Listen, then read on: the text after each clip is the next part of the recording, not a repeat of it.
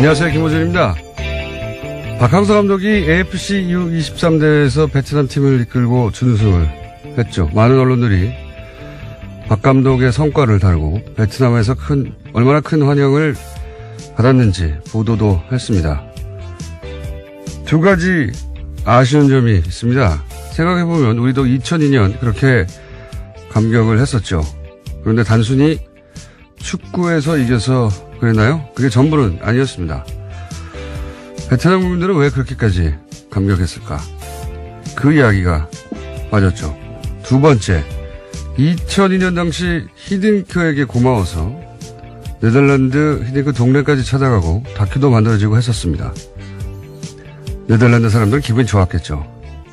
그런데 그 이상의 관계로는 두 나라가 발전하지 못했습니다. 이제는 우리가 네덜란드가 됐습니다. 베트남과의 관계는 어떻게 다른 레벨로 만들 수 있을까? 역사를 따져보면 우리는 베트남에 빚이 있죠. 그 이야기가 빠졌습니다. 두 이야기 뉴스공장이 앞으로 다뤄보겠습니다. 김호준의 약속이었습니다. 시사인의 김은지입니다. 저는 이 베트남 이야기가 관심이 많아요. 예. 베트남 사람들이 이제 자국 역사에 대해서 자부심이 굉장해요. 왜냐면은 프랑스도 이겼죠. 네, 예. 미국과도. 예. 중국한테도 이기고. 우리가 이제 일본이 미국과 전쟁하다 져서 우리 독립을 얻은 반면에 베트남은 스스로 이겨서 다 독립을 얻거나 물리쳤단 말이죠. 그래서 자부심은 아주 강하고, 그리고 그래서 미국과의 관계에서도 스스로 대단하다고 생각해요. 예. 그런 면이 있는데, 그런데 경제력이 그만큼은 아니죠. 예. 아직 성장하고 있는 나라라서요. 그러니까요. 예. 물론 이제 한 국가 자부심이 경제력에서만 나오는 게 아니기 때문에, 근데 좀 언밸런스하단 말이죠. 또 우리는 또 경제적으로 우리가 낫다 보니까 내심 베트남에 대해서 거들먹거리는 마음이 있어요. 예. 여하간 그렇다 하더라도 그 베트남 사람들이 자기들이 역사에 대해 가진 자부심에 걸맞는 뭔가 성공을 최근에 거둔 적은 또 크게 없단 말이죠. 예. 이 국제관계에 저는 관심이 많기 때문에, 예. 앞으로. 네, 박 감독님을 이미 만나신 걸로 알고 있는데요. 예. 네. 네, 기대하겠습니다. 만나기도 했지만 저는 베트남 사람들의 이야기가 듣고 싶어요. 그래서 저희가 뉴스공장에서도, 예. 한국말을 잘하는 베트남 분들을 모시고 이 얘기를 나중에 한번 해볼까 하기도 합니다. 자, 첫 번째 뉴스는 뭡니까? 네, 이명박 정부 시절 대북 특수공작비를 김대중 노무현 전 대통령 뒷조사에 쓴 두 전직 국가정보원 간부가 구속됐습니다. 최종욱 전 국정원 3차 장과 김승현 전 대북공작 국장인데요. 서울중앙지법 오민석 영장전담 부장판사가 밝힌 사유는 다음과 같습니다. 범죄 혐의가 소명되고 증거인멸의 우려가 있다라는 건데요.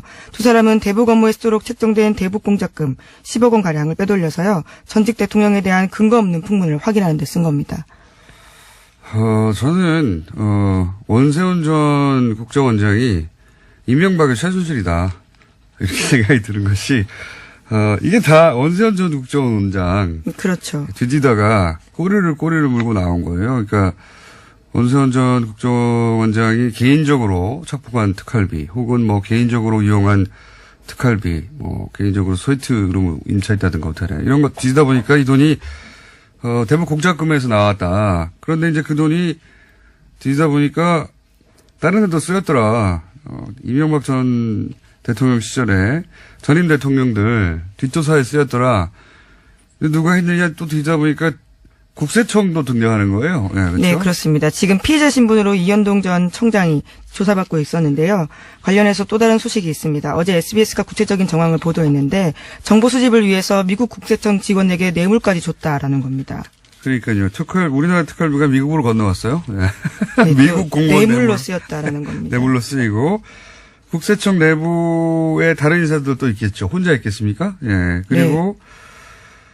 국정원장 말만 듣고 국세청장이 오케이 그러면 전임 대통령 다 조사할게 그랬겠어요? 이걸 쓰긴 한 사람은 누구냐? 예. 국세청장 혹은 뭐 국정원장 위에 누가 있습니까? 이명박 전 대통령까지 또 거슬러 올라갈 되는 사안. 이게 다 원세훈 전 국정원장의 개인적인 착복에서 시작하는. 예. 네, 수사의 시작이 이렇게 됐는데요. 생물처럼 움직여서 여기까지 온 겁니다. 이명박의 최순실이다. 라고 어느 순간 불리기 시작할 거라고 저는 봅니다. 자, 다음 뉴스는요. 네, 박근혜 정부가 세월호 특조위에 방해 공작한 내용도 검찰 수사로 계속해서 드러나고 있습니다.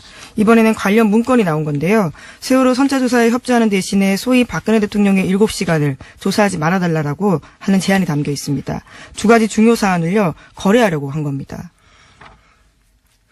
그렇군요. 뭐 거래 대상이 아닌 건데, 예. 이렇게까지 박근혜 전 대통령 7시간을 막으려 했던 이유가 아직도 밝혀지지 않고 있죠. 예.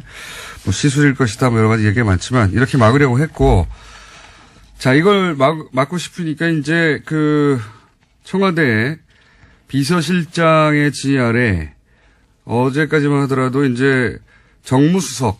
그렇죠. 예. 정무수석만 등장했는데 이제는 경제수석, 정책조정수석도 다 같이 동원됐다.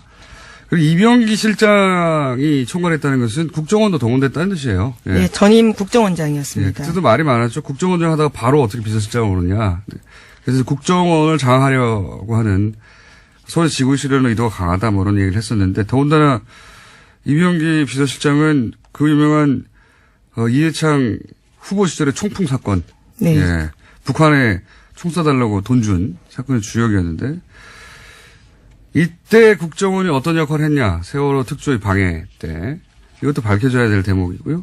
네, 현재 검찰이 정보 공식 문서를 보관하는 국가기록원 서울기록관을 압수수색해서요. 특조위 활동이 담긴 정보 문건을 확보했다라고 합니다. 처음 나오는 부분이라서요. 여기서도 나올 것들이 꽤 있을 거로 보입니다. 여기서 이제 국정원이 어떤 역할을 했냐. 국정원이 실행 컨트롤 타워를 했겠죠. 지시 컨트롤 타워는 청와대라고 하면.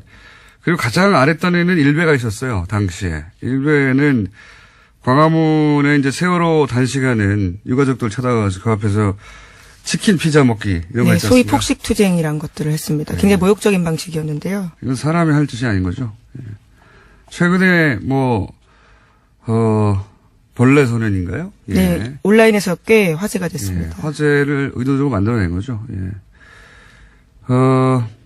이 사람도 이때 폭식투쟁할 때 치킨 피자 먹고 하는 거 인증하고 그랬던 걸로 알고 있는데, 예. 하여튼, 말단은, 제일 아랫단에는 일베였다면, 그 가운데 국정원은 어떤 역할을 했는지, 일베가 거기 나가는데 국정원 역할을 했는지도 저는 밝혀야 될 내용이라고 봅니다. 예, 관제 데모에는 돈을 댔다라는 소식들은 꽤 있었는데요. 구체적인 내용들이 아직까지도 나오지 않았습니다. 자, 다음 뉴스는요? 네, 어제 서울중앙지검이 영포빌딩에 대해서 2차 압수수색 벌였습니다. 영포빌딩은 이명박 전 대통령 소유였다가요, 청계자연으로 넘어간 바 있습니다. 이번 영포빌딩 압수수색은 지난 25일 이후에 두 번째인데, 1차 압수수색이 지하 2층의 대상이었다면요, 이번에는 창고가 타깃이었다라고 합니다. 그렇군요. 이거에 대해서 이제 대통령 기록물이니까, 이명박 전 대통령 측에서는 대통령 기록관을 이관해달라. 예, 스스로 그것을 인정하면서 공문을 보냈다라고 합니다. 네. 그러니까 대통령 기록물을 사적으로 보관했다는 걸 인정했다는 건데, 이 의미는 제가 보기에는 그 내용을 보지 말라라고 이제 언론들이 해석하는데, 다 봤는데 보지 말라는 게 말이 되나요? 그게 아니라 제가 보기에는 나중에 법정에서 증거물 다툴 때. 예, 그렇겠죠. 예, 채택되지 않게 하려는 전략인 거죠. 예, 저는 그렇게 해석합니다. 자, 다음 뉴스는요? 네, 이명박 전 대통령 재산 차명 소유 의혹의 시발점은 도곡동 땅이 있습니다. 이명박 전 대통령의 소유라면서 무조건 사야 한다라는 회사 상부의 지시로 매입하게 됐다라는 핵심 실무자의 구체적인 증언이 한겨레신문 보도로 나왔는데요. 김대정 씨와 회사 본부장한테 들은 얘기를 근거로 검찰에도 그와 같은 진술을 했다라고 이야기합니다. 이와 같은 진술을 한 사람은 포스코 건설 박아무개 전 개발사업본부 팀장입니다. 그러니까요. 이제 이게 포스코 포철에서 그 땅을 사들인 이유. 예, 당시는 포스코 개발이었다라고 하는데요. 예. 포스코 그룹인 거죠, 결국. 예. 포스코에서 이 땅을 사들인 이유에 대해서 그 땅이 이명박 전 대통령이 땅이기 때문에 샀다는 이야기는 사실은 2007년 대선 당시에도 나왔었어요. 아주 큰 쟁점이었습니다. 예, 나왔었고, 어디서 나왔냐면은 99년인가요? 예, 1998년에 감사원 진술 내용이 있다는데요. 감사원에서 포스코 특별감사할 때 이 땅 왜 샀어? 그랬더니 당시 김만재 회장이 그거 이명박 씨 거라고 해서 샀다라고 진술한 내용이 감사원의 특별 감사 내용이 있어요. 네, 특정감사 문답서에 열람한 결과요. 관련된 내용들이 나왔습니다. 있는데도 부인한 겁니다. 감사원의 문서로 남아있는데, 그때는 다들 그렇게 대충 하고 넘어왔어요. 예. 네, 이 부분은 무소속 의원들도 문제 삼았지만요. 박근혜 후보도 문제 삼았었습니다. 하지만 당시에 박형준 대변인이 이와 같이 반론을 했는데요. 최종감사 보고서에 나와 있지 않다라는 주장이었습니다. 최종감사 보고서에 별지를 다 붙이나요? 어쨌든 당시 이제 문답을 할 때 김만재 회장을 불러서 이거 왜 샀어요 할 때 이명박 씨 거라서 샀다라는 얘기가 이미 기록으로 남아있는데 감사원의 공식. 그거를 뭉개고 넘어왔습니다, 당시는. 예. 근데 지금 이제 다시 10년 지나서 나는 그렇게 들었다는 얘기가 나온 거죠. 예. 이명박 전 대통령의 땅이어서 포스코가 샀다.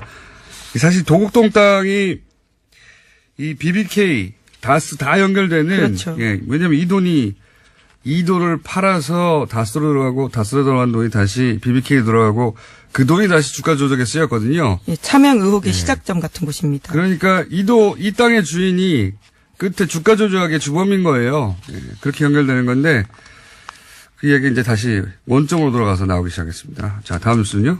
네, 청와대가 어제 이명박 전 대통령을 평창올림픽 공식 행사에 초청했습니다. 이에 대해서 이명박 전 대통령도 참석하겠다라는 뜻을 밝혔습니다.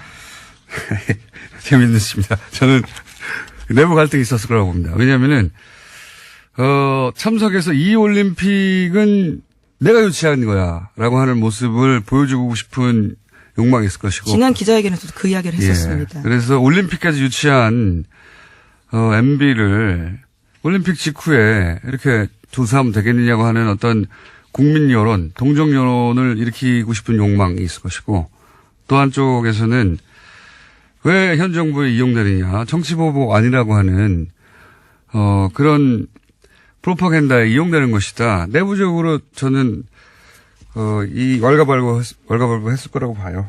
근데 네. 이제 결국 가기로 한 거잖아요. 네, 한병도 수석이 밝힌 바로는요. 화합과 통합의 장이 됐으면 좋겠다라는 당부의 이야기를 했다라고 합니다. 이명박 전 대통령이. 네, 수사하지 말라는 얘기인데 그럼에도 불구하고 간다는 자체가 더 이상 싸울 거리가 없다는 겁니다. 이거라도 기대하는 거예요. 예. 잡을 동아줄이 없다. 뭐 지금쯤이면 벌써 대형 전쟁이 벌어졌어야 되는 거 아닙니까? 그동안에 큰 소리로 치자면. 네, 예. 폭로할 게 많다. 이전 투구하자는 거냐. 수많은 말들을 했었습니다. 그러니까 우리라고 없겠냐. 없는 거예요. 자, 다음 뉴스는요. 예, 어제 대검찰청에서 안태근 성추행 의혹과 관련해서 진상조사단을 꾸리고 사실규명에 나섰습니다. 검찰 내에서 성폭력 문제와 관련해서 진상조사단이 꾸려진 것은 처음 있는 일인데요. 서울 동부지검장을 맡고 있는 조희진 검사가 조사를 지휘합니다. 알겠습니다. 이거는 앞으로 계속 뉴스가 나오겠네요. 그때 또 다뤄보기로 하고요.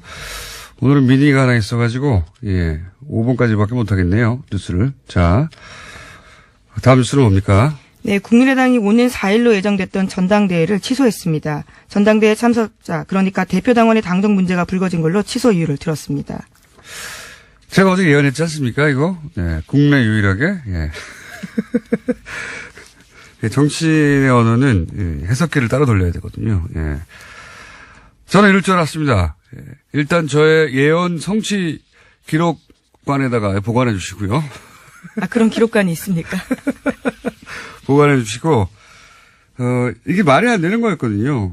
그 이유가. 그러니까 이제, 민주평화당 창당 발기인의 이름 올린 사람하고 현재 대표당원하고 1000명 정도 중복돼가지고 안 된다. 이런 이유를 달았잖아요. 네, 어제도 소개드린 바가 있는데요. 결과적으로 그 내용을 이야기한 겁니다. 그 말이 안 되는 것이, 정말 하고 싶으면 이분들 당원권 정지시키면 됩니다. 예, 당원권 정지시키고, 그리고 뭐, 동명이인도 뭐 얘기할 수 있는데, 동명이인은 전화해보면 알죠. 예, 왜냐면은, 진작에 당원들 모집단을 줄이기 위해서 전화 다 했었어요. 또 전화해보면 되죠. 전화해가지고, 민주평화당에 발기인으로 이름 올렸냐. 동명이인이 얼마나 된다고요? 뭐, 걸러내면 되고, 1000명 줄면 더 좋잖아요. 모집단도 줄고. 그런데도 안 하는 거예요. 그런 이유가 안 되는 거죠. 진짜 이유가 아닌 것이고, 예. 제가 보기에는, 3,000명 정도 모을 자신도 없고, 혹여 모았다가 통과 안 될지도 모른다. 자신도 없고. 그래서, 그러니 그냥 하지 말자. 이거, 어차피 언론도 세게 공격 안 하거든요. 이거 말도 안 되는 겁니다. 따지고 보면. 우리 정당사에서, 한 번도 존재하지 않았던 케이스예요. 당원이 있는데 그거 다 무시하고, 뭉개고 간다는 건. 이 믿는 건 이제 망각의 힘. 예, 시간이 지나면 잊혀진다. 그리고 이제, 언론이 그렇게까지 투덜 패지 않는다. 예. 그리고 또 하나는 선거가 되면 어차피, 갈려서 어느 한쪽을 차악을 선택하는 선택이기 때문에 선거에 다 잊혀질 거라고 그거 믿고 이러는 거죠. 예. 네, 이건 정당사의 길이 남을 말도 안 되는 케이스입니다. 정말. 오늘 박지원 대표가 나오니 얘기하시겠군요. 제가 이렇게까지 길게 얘기할 필요는 없나요. 예. 오늘은 여기까지 하겠습니다. 시사인의 김은지였습니다. 감사합니다. 네. 바로 준비한 미니가 있습니다. 오늘 새벽 0시부터 YTN 노조가 파업에 돌입을 합니다. 그래서 어제 마지막으로 자신이 진행했던 뉴스 클로징에서 파업 동참을 선언한 YTN 나연수 앵커 연결해서 이 내용 좀 잠깐 들어보겠습니다. 안녕하세요. 네, 안녕하세요.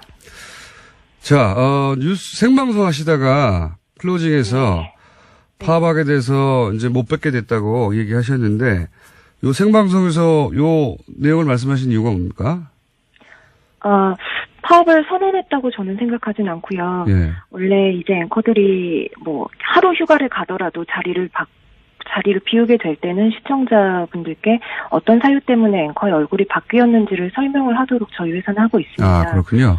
그래서 저도 상당 기간 이제 제 자리를 비우는 거기 때문에 솔직하게 말씀을 드리는 것이 맞다고 생각을 해서 이야기를 했는데요. 파업을 뭐 선언했다고 이렇게 크게 관심을 가지게 될 줄은 몰랐습니다. 예, 파업 동참을 선언하신 거죠. 예. 예. 예. 그러니까 사정 설명을 하셨다 정도로 본인은 생각하고 그 멘트를 하신 거군요. 네, 그렇게도 했고 뭐 사실 그대로를 말한 것이고요. 예. 지금 YTN 뉴스 앵커들의 얼굴이 이제 오늘부터 많이 바뀔 겁니다. 뉴스 시간대도 많이 바뀔 거고요. 이 회사 상황에 대해서 시청자분들께 설명하지 않는 것 또한 기만이라고 생각했습니다. 자, 여전히 YTN이 왜 뭐랄까요? 다른 방송사들 파업이 끝나는 상황인데 파업에 네. 들어가는지 아직 많이 알려지지가 않았어요. 그죠? 네. 그 설명을 좀 해주시죠. 네. 저희가 해직 기자들 이제 모두 지난해 복직을 하면서 제대로 된 방송을 할 수 있을 거라는 기대를 많은 사원들이 가지고 있었는데요. 일단 저희는 지난번에 이제 사장 선임된 최남수 사장의 부적격성에 대해서 끊임없이 사내 문제 제기가 있어 왔고요. 그 부분에 대한 우려를 조금 불식하고자 노사 합의를 통해서 어느 정도 보호장치를 마련해 놓고 이제 사장이 취임을 했습니다. 근데 취임을 하자마자 제일 먼저 한 일이 그 합의를 파기한 것이었거든요. 사원들과 약속했던 보도국장 내정자 지명을 거부하고 다른 인사를 지명을 하면서 스스로 합의를 파기했기 때문에 어떻게 보면 사장 취임의 전제 조건을 스스로 깨뜨렸다고 볼 수가 있겠습니다. 좀 전에 이제 제대로 된 방송을 하고 싶어하는 그런 열망이 있다고 말씀하셨는데 제대로 된 방송을 하고 싶다고 하는 것은 이제 그동안 제대로 된 방송이 아니었다는 YTN 내부의 인식이 있었다는 말씀이시기도 한 건데 저희가 이제 어제 그저께인가요? 민원연 그 사무처장 김원경 사무처장 나와서 YTN이 매우 기계적으로 균형을 갖춰서 보도하는 것 같지만 또 들여다보면 그 안에 의제 설정부터 편향되어 있다. 이런 이제 지적을 했습니다. 이 지적에 대해서는 어떻게 생각하십니까? 일견 타당한 지적이 있다고 생각하고요. 그 부분이 저희 내부에서도 제대로 된 방송을 못하고 있다는 자괴감, 또 이제 바깥에서 일부 시민들로부터 손가락질을 받아야 하는 상황에 대한 어떤 자괴감으로 다가왔던 일들을 말씀을 하신 것 같습니다. 근데 그 말씀을 하실 때 제가 들었을 때 보도 문제를 다루면서 이 최남수 사장의 발언이나 행적 부적절성은 국민들과 너무 멀리 떨어져 있는 문제이기 때문에 보도 문제만 이야기를 하겠다라고 말씀을 하셨었어요. 지금의 보도 문제가 나오게 된 것이 그 2008년 대통령 특보였던 낙하산 사장 사태에서부터 시작이 됐다고 봐야 합니다. 조직의 수장 자리가 그만큼 중요한 것이고요. 또 그 조직이 국민의 알 권리를 보장하고 공공의 이익을 지켜야 할 저희 같은 24시간 뉴스 채널이라면 정말 중요하겠죠. 그런 보도 문제의 어떤 책임을 져야 될 것은 당연히 저희 모든 구성원들이 책임감을 느끼고 그 문제를 타개하기 위해서 이렇게 펜과 마이크까지 놓았습니다만 어떤 일부 책임을 져야 할 간부진들이 계속해서 그 자리에 머물러 있다는 부분을 조금 덧붙여서 설명해 드리고 싶습니다. 알겠습니다. 네.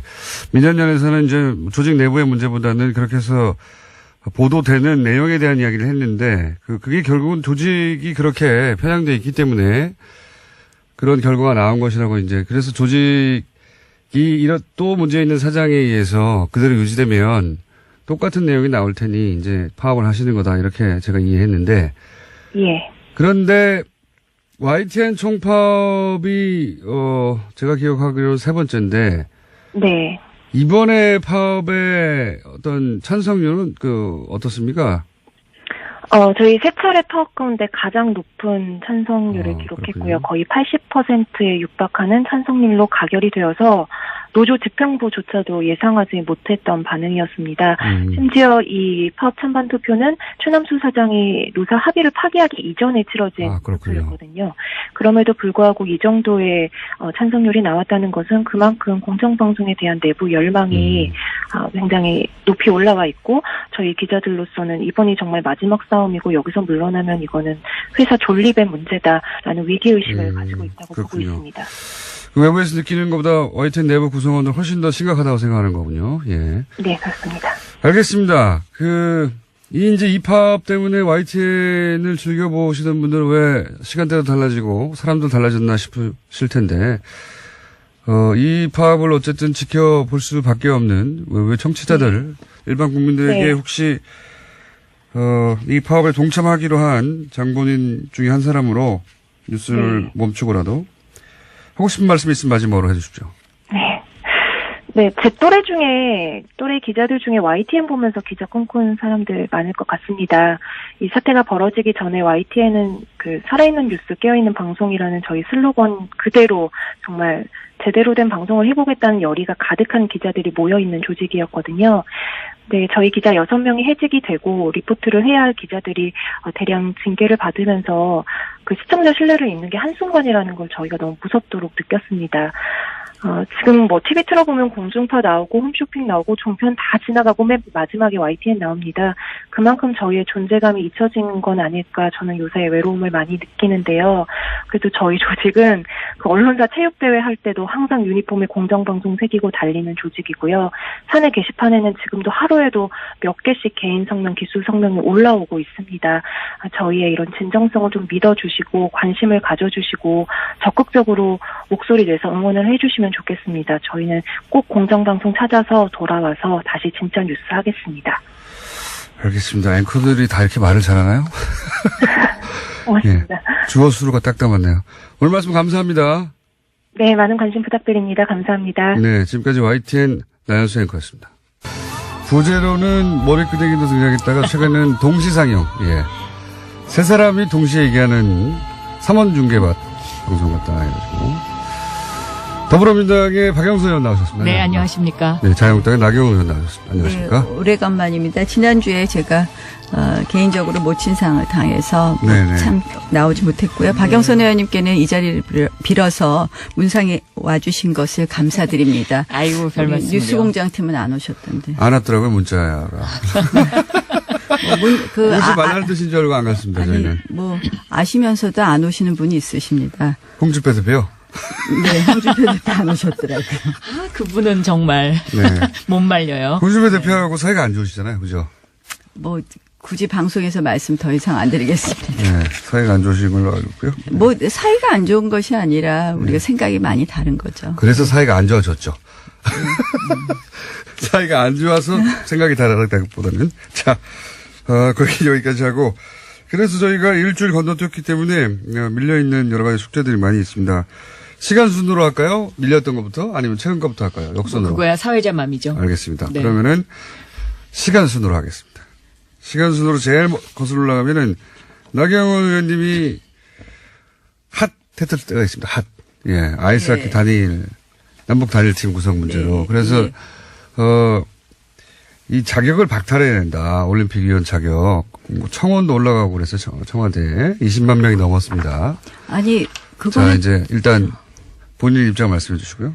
저는 정말 많은 분들이 오해하고 있으시다고 생각을 하는데요. 네. 첫 번째는 우원식 원내대표부터 시작해서 많은 이제 우리 여권 인사들께서 제가 북한 팀이 오는 것조차를 반대했던 사람으로 호도시키더라고요. 근데 저는 대한민국 정치인 중에서요. 저만큼 북한 선수단이 이 평창 올림픽에 올 수 있게 하는 노력을 한 사람이 없다고 자부하고요.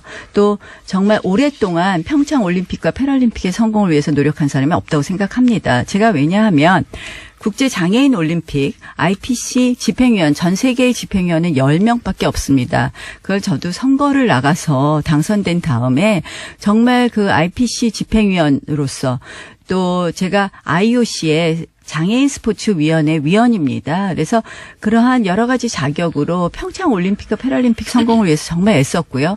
그 가운데 제가 2012년에 런던 패럴림픽에 가서도 북한 선수단 오는 것을 추진했었습니다. 그런데 제가 반대한 것은 북한 선수단을 반대한 것이 아니라요. 남북 단일팀을 반대했던 것이고 남북 단일팀을 왜 반대했느냐. 스포츠의 가장 중요한 것, 올림픽의 가장 중요한 것은 공정입니다. 공정.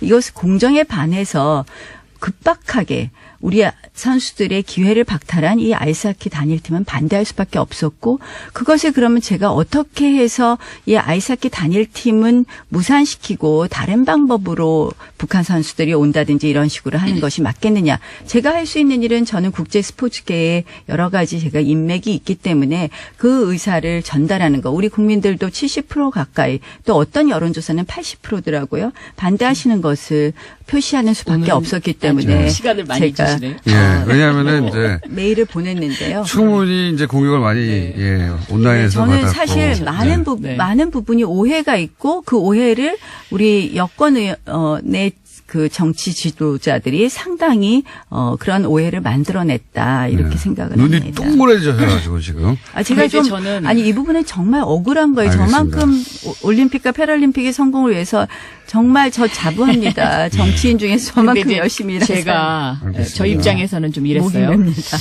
첫째 이제 뭐 왜 그러셨나 네. 굉장히 좀 속상하더라고요. 왜냐하면 평창올림픽 이 위원이라는 것이 이제 평창올림픽의 성공을 위해서 이제 만들어진 조직이잖아요. 근데 내부적으로는 이런저런 이견을 얘기할 수 있을 것 같아요. 그런데 그 회의를 통해서 조직위원장도 있고 그러기 때문에 그런 어떤 절차를 거쳐서 했어야 되는 것이 좀 더 모양새가 좋지 않았겠느냐. 이제 이런 생각 하나 하고. 왜 국제적으로 끌고 나갔느냐? 네, 그러니까 개인적으로 서한을 보냈다는 것이 이제 조금 제가 보기에는 어떤 그 절차상에 약간의 문제가 있지 않았나 하는 생각이 들고 이 IOC가 이미 이제 남북 단일팀을 승인을 한 상태잖아요. 승인하기 전에 보냈습니다. 승인하기 전에 보냈고요. 그다음에 뭐 내부적으로는 그거는 제가 아닙니다. 모르겠습니다. 그러니까 근데 이렇게 내용을 잘 모르시고 저를 공격하는 거예요. 근데 어쨌든 분명히 그러면 승인하기 전에 보내셨는데 제가 IOC가 그 며칠 전에 IPC 쪽이나 그쪽을 그게 뒤늦게 통해서 알려진 거군요. 그러니까 예, 승인은 아니요. 그때 바로 저희가 보냈을 때 보냈다고 말씀을 드렸고요. 승인 최종 회의가 나오기 전에 보냈습니다. 근데 그리고 그러면 우리 IOC 조직위 입장에서 내에서도 저 위원장이 편지를 받고 나서도 승인을 했다. 네.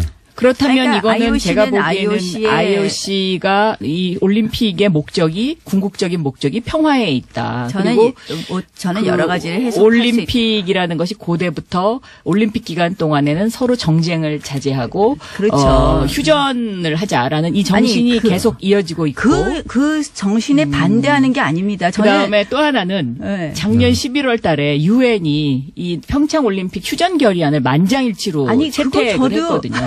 그러니까 그 휴전을 위한 상징이 뭐냐? 이게 남북 단일팀이다. 아니죠. 이제 IOC는 이렇게 이제 해석을 아니죠. 하고 있는 IOC는 뭐 우리 정부의 네. 입장을 대변해주고 우리 정부가 이야기를 한 것으로 알고요. 저는 이희범 조직위원장님께도 이 이야기를 말씀을 드리기도 했고요. 저 할 거 다 했습니다. IOC가 승인 결정하기 전에 IOC 회의 이전에 제가 이미 사신을 보냈고요. 그다음에 저는 이 성공을 위해서는 아이스하키 단일팀이 중요한 것이 아니라 북한 선수단이 많이 오는 거. 제가 보니까 IOC가 생각보다 북한 선수단을 여러 가지 종목에 5가지 이벤트인가요? 허용을 했습니다. 전 그건 잘한 결정이라고 생각을 합니다. 근데 그런데 단일팀이라는 잘못된 게 하나의 상징성 같은 것이 있으니까. 이벤트라는 거죠. 그거는 우리 상징성이 선수들 있으니까. 정말 얼마나 노력했겠습니까? 물론 그거는 저는 3명씩 어제 출전 기회를 대통령께서도 박탈됐습니다. 그걸 어떻게 반대하는 분들과 사전에 협의를 했어야 된다. 이제 이런 아니, 말씀을 하셨는데 그러니까 이제 저는 오죽 여론이 그거는 밀렸으면 굉장히 지금 중요하다고 그렇게 하시겠어요. 생각합니다. 아니, 여론에 제가 보니까 밀려서라기보다는 제가 문재인 보니까 대통령이 이거는 원래 이런 분이에요. 아니 그러니까는 정말 잘못한 거예요. 다수가 이거는. 찬성하더라도 소수가 이거는 반대하면 보니까 그것을 가서 협상을 아니, 하고 와라. 제가 이제 이런 5.2 채널 가동 중입니다.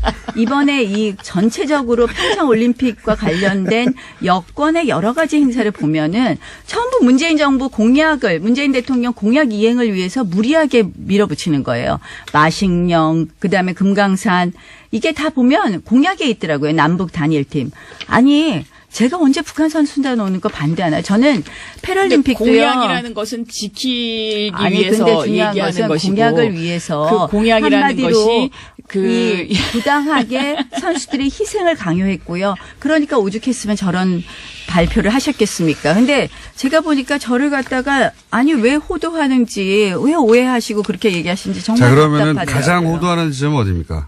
그러니까 남북 단일팀을 반대한 건데 북한 선수단이 오는 것을 반대한 사람으로 만들었더라고요. 자, 그럼 여기에 대해서 네. 한마디 더 해주시고. 저는 이 남북 단일팀 문제와 관련해서는 전 세계가 평창 올림픽이 평화로 치러지기를 간절히 바라고 있는 하나의 상징적인 것이다. 그런데 다만 그 소수라고 무시하지 않고 사전에 설득하려는 노력이 필요하다라고 말씀하신 문재인 대통령 말씀처럼 그러한 노력이 조금 더 필요하지 않았나. 그리고 아이스하키 선수들의 그런 심정은 충분히 이해를 할 수 있다. 이런 입장입니다. 그러면 제가 이제 의원님한테 나경원 의원님한테 여쭤보자면 단일팀을 만드는 과정에 예를 들어서 정부가 메시지 관리를 잘못했다든가 혹은 뭐 충분히 한국 선수단에게 설명을 했어야 한다든가 이런 문제가 있었던 건 정부가 인정했단 말이죠. 그게 잘 됐다 하더라도 단일팀을 하면 안 되는 건가요? 아니죠. 그러니까 충분히 네. 충분히 그런 메시지 전달을 했어야 되는 것은 물론이고 저는 미리부터 준비를 했어야 된다고 그러니까 생각을 근데 그거는 합니다. 불가능한 일이었죠. 미리 준비하는 그러니까 것은. 그러니까 이번에 굳이 왜 단일팀을 하냐는 말이에요. 제 그래도 말씀은. 이제 예를 들면 그것이 평화 올림픽의 상징이 아니라는 평화를 거죠. 상징하기 위해서는 그거는 정치인들의 저는 정치 이벤트를 위한 것일 뿐이라고 생각합니다. 잠깐만요. 제가 그렇지 궁금한 건 한 가지예요. 네. 아니 그런 절차적 문제나 뭐 설득의 문제 절차적 있었다고. 문제, 설득의 문제가 그거가 잘 됐으면 잘 아니. 됐다 하더라도 단일팀 하면 안 되는 건가요? 아니죠. 단일팀은 미리 준비해서 우리 선수들에게 예측 가능한 것을 이야기하고 그러니까 그게 잘 됐다고 쳐요. 그러니까 그 절차적 문제를 어디까지의 절차적 문제로 생각하느냐에 또 문제는 있다고 생각합니다. 근데 이번 같이 급박하게 한두 달을 남겨놓고 그건 하는 이해했는데 것은 그게- 아니지만 그게 만약에 뭐 아니었다면. 1년 전부터 준비했다 그러면 저는 오케이입니다. 그럼 그거 지금 절차의 상황 문제다. 자체가 그 1년 자체는- 전부터 준비할 수 없는 아니, 상황이었고 그렇다면 또 이거는 안 하는 게 지금은 맞다는 거죠. 예를 들면 그 북한 아이스하키 팀이 와서 같이 지금 이제 합숙 훈련을 대통령께서 하고 있지 사과하신 않습니까? 거는 얼마나 그래서 여론이 나쁜지 잘 아실 겁니다. 그래서 그렇게 그러한 것에 말씀하시면. 대한 그 과정을 좀 더 지켜볼 필요는 있는 것 같아요. 네. 알겠습니다. 이 문제는 이만큼 얘기할 수 있는 것 같고요. 운동하는 네. 선수들의 그 저도 상황을 잘 모르시기 때문에 제 그래요. 아이가 아이스하키를 옛날에 한 적이 있기 때문에 그 그 국가대표 심정은 선수 너무 그런 잘 거 알고 아니시잖아요. 그리고 그러니까 이제 저는 그 아이스하키라는 게 사실은 너무나 제가 힘들고 우리 노력이 패럴림픽 필요하다는 것도 선수들, 잘 알지만 올림픽 선수들 그 많이 심정은 옆에서 제가 다 봐왔기 이해합니다. 때문에 그들의 네. 심정을 한번 생각해 보세요. 네, 심정은 자유한국당이 충분히 지금 이해합니다. 네. 스포츠 선수들의 심정을 너무 잘 아는 당으로 지금 거듭났습니다. 자, 알겠고요. 아니, 그리고 너무 이거를 김어준 정치적으로 해석을 하는 교수님은 것도 너무 저는 좀 저 이렇게 약간 편파인 것 같아요. 저는 아니, 편파적입니다. 아니 근데 심하게 편파신 것 같아요. 제가요 자, 나름대로 정말 열심히 자, 다음 주제로 자유로운 이제 올림픽 넘어가야 될것 위해서 같습니다. 일했습니다. 편파적인데 안 편파적인 것처럼 보이려고 노력하고 있습니다. 아무도 안 믿습니다. 편파적이라는 거 다 알고 있습니다. 자, 요 문제는 근데 나경원 의원님에게 충분히 발언 기회를 더 많이 드린 것 같아요. 네. 네. 해명 기회와. 네. 이거 이제 납득하느냐 못하느냐는 청취자들이 결정할 문제인 것 같고요. 자, 이 거슬러 올라가다 보면 최근에는 이제 마식령 스키장 얘기도 있고 뭐 북한이 취소한 문제도 있고 하는데 통틀어서 그냥 최근에 이 올림픽 관련해서 거기에 따라 붙고 있는 남북관계 사이에 벌어진 일들을 해서 논평하실 거 있으십니까? 제가 박영선 의원님 말씀하세요. 제가 어제 이제 계속 우리나라 선수단이 그 마식령 스키장을 이제 연습하러 가지 않았습니까? 네. 근데 텔레비전으로 제가 이렇게 보니까 그 선수들의 표정이 굉장히 밝더라고요. 그리고, 뭔가 이렇게 그 호기심 어린 눈. 그래서, 물론 여러 가지로 평창 올림픽을 진행하기 위해서 이제 이런저런 그 이야기들이 있긴 합니다만은 어쨌든 저는 이 평창 올림픽이 평화 올림픽으로 치러지면 우리들의 어떤 그 미래와 관련해서 여러 가지 상징적인 의미가 있지 않냐. 그리고 특히 세계에서 지금 이 평창 올림픽을 주목하는 가장 그 중요한 이유 중에 하나도 과연 한반도가 평화 체제가 정착할 것이냐 아닐 것이냐 이런 데에 대한 관점이 굉장히 많기 때문에 참 중요한 시기다 이렇게 생각하고 있습니다. 네. 박영선 의원님 참 제가 박영선 의원님 좋아하지만 이 부분에 있어서는 너무 꿈이 크신 것 같습니다. 제가 보기에는 이번 평창올림픽 관련해서는 정말 북한의 갑질 중에 갑질, 정말 갑질 북한이라는 얘기가 나오지 않습니까? 지금 저희가 정말 거기에 끌려가고 있어요. 금강산은 한다 그랬다 하루 전에 취소를 하고요. 마식령은 우리 대표 선수는 아무도 안 갑니다. 한마디로 북한이 자랑하는 김정은의 치적을 자랑하고 있고요. 지금 우리 개막식 전날, 하루 전날 북한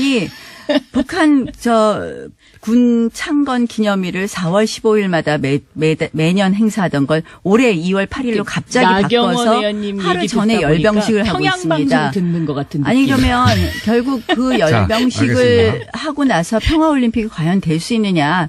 저는 정말 걱정입니다. 알겠습니다. 왜 북한이 하자는 대로 우리가 끌려가야 되는 것인지. 북한 주도하에 모든 일이 이루어지고 있다. 자, 여기 대해서요. 저는 예를 들면요. 집안에서도 형님이 좀 양보를 해야 되지 않습니까? 동생이 와서 앵앵거리면 그것을 달래기 위해서는 일단은 앵앵거리면. 그게 중요한 건요. 북한은 더 큰 북한이 것을 형님이라고 얻는다. 생각하지 우리를 형님이라고 생각 안 합니다. 그래서 지금 이제 우리는 약간 뭔가 좀 그 손해 보는 듯한 그런 느낌을 가질 수도 있을 것 같아요. 그렇지만 옛말에도 일보 전진을 위해서는 반보 후퇴해라는 이야기가 있듯이 잠시 좀 저는 더 크게 베풀고 크게 얻는다. 저는 이런 것이 좀 더 필요하지 않나 이렇게 저는 보고 있고요. 예전부터요. 교류를 통한 변화, 접근을 통한 변화주의자입니다. 저는 통일에 있어서도 교류와 접근을 반대하지 않습니다. 그러나 거기에는 분명히 원칙이 있어야 되고 방향이 있어야 됩니다. 그런데 그것이 교류를 위한 교류를 위해서 한마디로 아무런 원칙 없이 나경원 의원님은 평양 안 가보셨죠? 저는 평양을 가봤어요. 평양 안 가봤습니다. 대성만 가봤습니다. 평양을 가봤는데 2002년도에 서울 평양 위성생 방송을 위해서. 그런데 사람은 만나야 되거든요. 만나면 뭐든지 해결이 됩니다. 그리고 제가 이 평양 가서 정말 정말 여기는 정말 못 살 때구나. 이제 이렇게 느낀 것이 제가 방송 전에 그 문까지 감금당했었어요. 그러니까는 원고를 내놔라. 그래서 내 원고는 내 머릿속에 있다. 제가 이러고 버텼거든요.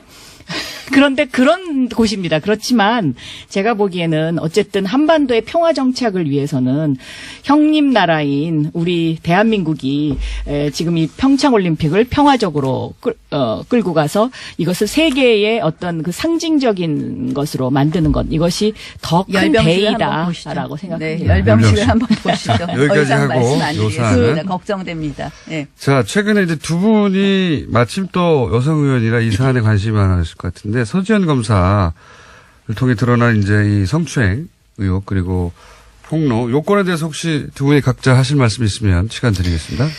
저는 이 사건이요, 그 검찰이 너무 무소불위의 권력을 갖고 있기 때문에 일어난 것이다. 예를 들어서 이제 검찰이 그 상명하복 문화라든가 또 이 어떤 자정 능력이 없는 검찰의 문화 조직 이제 이런 것들인데요. 검찰이 특히 이제 이 명령과 복종이라는 단어를 굉장히 좋아합니다. 왜냐하면 우리나라 법조문에 경찰은 검사의 명령에 복종하여야 한다. 이런 법조문이 있었거든요. 그런데 제가 이제 이것을 법사위에서 법사위원장 하면서 없애버렸는데 이런 상명하복 문화와 그다음에 그 무소불위의 권력, 기소권과 수사권 모두를 움켜쥐고 있는 이런 상황에서는 이런 어떤 그 성추행 사건이 일어나더라도 검사는 이 수사를 완전히 없애버리거나 아니면 조작하거나 할 수 있는 그런 권력이 있기 때문에 이런 것들이 앞으로도 지속될 수밖에 없다. 저는 그런 생각을 그래서 했습니다. 공수처 쪽으로 연결되는 그런. 네, 그러니까 저는 그러니까 검경 수사권 조정을 해야 된다라는 조직의 입장입니다. 속성도 바꿔야 된다 이게. 네. 예, 저는 조직과. 사실은 일단 서지현 검사의 용기를 칭찬합니다. 예. 그리고 말씀하신 대로 정말 그 용기를 더 칭찬해야 되는 것은 상명하복의 이러한 검찰 조직에서 이런 용기를 내는 것은 어떻게 굉장히 보면 힘든 일이죠. 네. 다른 조직보다 더 힘든 일이었다고 생각을 하고요. 저는 그런 면에서 이러한 서지현 검사의 용기를 어떻게 우리가 그러면 우리 사회에 결실 있는 정말 뭐 우리 사회의 그러니까. 어떠한 결과를 만들어내어야 될 것인가. 네. 저는 이러한 우리 사회에 아직도 만연해 있는 이런 성 문제, 특히 이 성희롱, 성추행, 성차별 뭐 이런 문제를 해결하는 계기를 만들어야 된다고 생각을 합니다. 그래서 지금 이제 공수처 쪽으로 가는 거는요, 좀 정말 뜬금없는 것 같아요. 이거는 검찰이라서 더 그랬다? 물론 더 그런 부분이 있을 겁니다. 그래서 저는 서지현 검사의 용기를 칭찬하는데요. 그렇다고 해서 이것은 공수처 사안도 아니에요. 공수처 그동안 법안들이 여러 가지 나왔는데요. 그러니까 공수처 제가 법안, 주장하는 거는 이 뭐 사안이 기소권과 아니라고. 수사권을 분리해야 된다는 거죠. 그러니까 예를 들면 수사권이 경찰에 가 있다라고 했을 때 검사들이 과연 지금처럼 이렇게 오만한 태도를 가질 수 있겠느냐. 그러니까 뭐 그리고 경찰 내에는 이런 어떤 그 성범죄와 관련된 것을 고발하는 고발센터가 있어요. 그리고 경찰은 스스로 이제 이런 자정 능력을 하려고 굉장히 노력을 하고 있는데 고발센터를 운영한 후에 상당히 이 건수가 줄어들었다라는 그런 통계가 있거든요. 근데 검찰 내부적으로는 이런 성범죄와 관련된 그런 조직 문화에서 일어나는 일들을 고발하는 고발센터조차도 없더라고요. 그러니까 검찰 네. 내에 이제 그러한 문화 변화, 그러니까 바뀌는 그런 계기를 만들어야 되는 것도 중요하지만 저는 검찰의 문제만은 아니라고 생각을 하는 거죠. 우리 사회에 아직도 정말 물론 그렇습니다. 그래서 물론 저는 이것을 그런데 좀 더 크게 물론 네. 검찰 내에 조직을 바꾸는 부분도 저도 뭐 찬성합니다. 그리고 조희진 검사장이 이제 뭐 단장을 단장. 맡으신 것으로 네. 알고 있는데요. 그래서 이번 사건을 계기로 해서 검찰 내의 변화도 있어야 되지만 우리 사회 전체의 변화의 물꼬를 트는 그런 계기가 되기를 바랍니다. 알겠습니다. 좋은 말씀이시고. 근데 이제 자유한국당으로서 약간 곤혹스러운 게 사건에 연루돼서 언급되는 이름 중에 최규일 의원 있지 않습니까? 예. 어떻게 되나요? 아니 저는 어쨌든 자유한국당이 논평을 제가 이렇게 저도 내지 최근에 않았던 걸로 제가 알고 있습니다. 제가 네. 보니까 제가 정확하게 체크 못했는데 내지 않았던 것 같아요. 늦게는 냈을 거예요 아마. 예, 매우 다소. 잘못됐다고 생각을 합니다. 그 의원이요? 왜 그리고 논평을 이제 내지 자유한국당이 않았을까? 검사 출신들이 많죠. 그 구성비를 보면. 검찰, 그래서- 뭐 그런 이야기 자꾸 하시지 말고요. 뭐 검사 출신들이 많이 있습니다. 판사 출신보단 검사 출신이 많고 하는데 네. 뭐 이제 근데 민주당에는 그중에 민변 지금- 출신이 많으신 것처럼 뭐 그 이렇게 중에 이제 이 최교일 검사는 제가 알기에는 그래도 비교적 그 선한 검사에 속하는 사람 중에 한 분인데도 저는 이번에 이 대응을 하시는 데 있어서 뭐 솔직하게 본인은 말씀하셨다고 생각할 수는 있지만 검찰국장으로서 아마 그 사건을 그 외부에 알리지 않아야 된다는 어떤 그런 강박관념도 상당히 있었을 것이다. 그 당시에는. 그러니까 저도 최교일 저는 검사, 그렇게 최교일 생각합니다. 의원님하고 이야기를 아직 못 해봐서 저도 내용을 잘 모르겠지만 이제 이게 보니까 굉장히 오래된 사건이더라고요. 2010년도 사건이죠. 예, 그러니까 네. 이제 한 8년 전 사건이니까. 네, 저는 이 뭐 본인이 당시를 거짓말을- 정확하게 기억하고 있습니다. 나경원 박원순 의원이었습니다. 그단주 국민의당 박지원 전 대표 나오셨습니다. 안녕하십니까? 안녕합니다. 안녕합니다로 지난주부터. 그런데 예, 제가 처음으로 예, 교통방송을 들으면서 예. 폐쇄할 부분이 하나 있어요. 요 코너. 박영선, 나경원. 예. 이 사람들 방송 안 시켜야 됩니다. 지금 듣고 오는데 나경원이 하도 말하고 박영선 하니까 방송이 안 들려요. 그런 방송을 왜 해요? 그리고 투 채널이라고. 예. 또 한 가지 내가 놀란 것은 네. 왜 김어준 공장장을 TBS 라디오에서 예. 또 뭐 SBS에서 네. 비록 나는 한번 초청도 안 했지만은 네. 이렇게 인기가 있는가 했더니 그래도 뭐 아는 게 하나 있더라고. 아는 게 하나 있더라고요. 네, 내 방송 들으니까 예. 안철수 대표는 전당대회 안 하려고 저런다. 예. 라고 말씀해서 김어준 동거 아니야? 전당대회 없는 응? 통합을 어떻게 하나? 네. 참 무식하다 했는데 이게 보니까는 확실히 똑똑하고 유식하고 예언가다. 칭찬 한번 해드릴게요. 기분 좋죠? 최초로 칭찬해요. 최초로. 아니 진짜 나 깜짝 놀랐어요. 예. 전당대회 없는 통합. 네. 이건 아프리카나 마치 아프리카. 박정희 전두환이 선거를 없애고 체육관에서. 체육관에서 통대 직원들 해놓고 98% 받는 예. 또 북한에서 김일성, 김정일, 김정은 딱 세습한 게 안철수입니다. 어쨌든, 정치인들은 이거는 불가능하다고 다들 얘기하더라고요. 예. 이건 아니죠. 정당법 19조에 예. 정당의 통합과 해산은 전당대회에서만 할 수 있는 거예요. 그렇게 다들 알고 있고, 네. 그거를. 그런데 안철수 대표가 어떻게 김정은을 욕하죠? 병원 그대로 하는데? 어제 노회찬 대표도, 그거는 뭐, 안 된다고. 예. 그건 안 되죠. 안 된다고 하시는데, 저는 전당대회 없애려고 하는 거다 딱 보면 모르겠냐고. 그런데,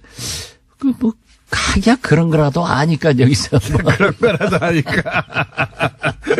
이제 내가 그 자리 달라고 얘기 안 할게요. 그냥 마르고 닳도록 하세요. 근데 이건 진짜, 우리 전당사의 길이 기억되겠죠. 전당대회 없이. 전 세계 전무후무하죠. 박정희, 전두환, 김일성, 김정일, 김정은, 아프리카의 뭐 촌배 이런 사람들. 촌배. 야. 근데 이제 전당대회가 아마 성원이 안 되거나 3,000 이상 못 모으거나 아니면은 통과가 안 되거나 그런 리스크를 굳이 져야 되느냐 이렇게 생각했을 것 같고, 그런데 이제 정당에 계셨던 분들은 모두 반대했겠지만 안철수 대표는 상관이 없다고 생각했을 거라고 저는. 예. 그런데 그걸 해왔던 걸 보면. 예. 민주평화당도 그래도 역시 이상돈 목 잘린 전당대 의장은 이해를 하더라고요.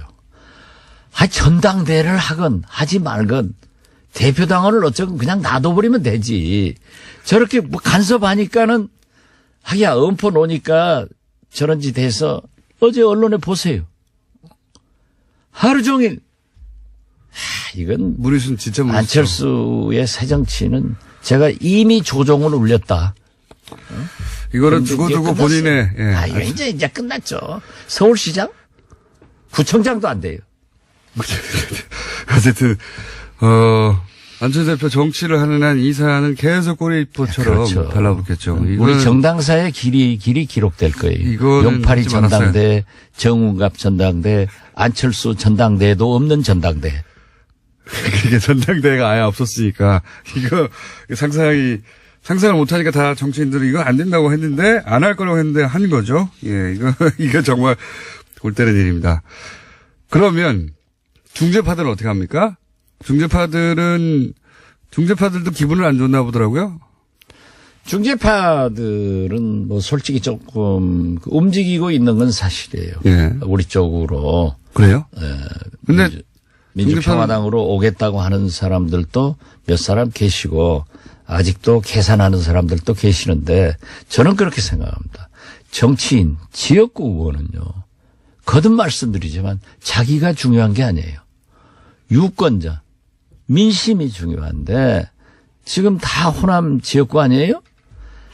10명 모이면 8명에 9명이 안철수 요구하는 재미로 지금 호남에서는 살아요. 그렇기 때문에 못 갑니다. 가더라도 다음 선거가 위험해요.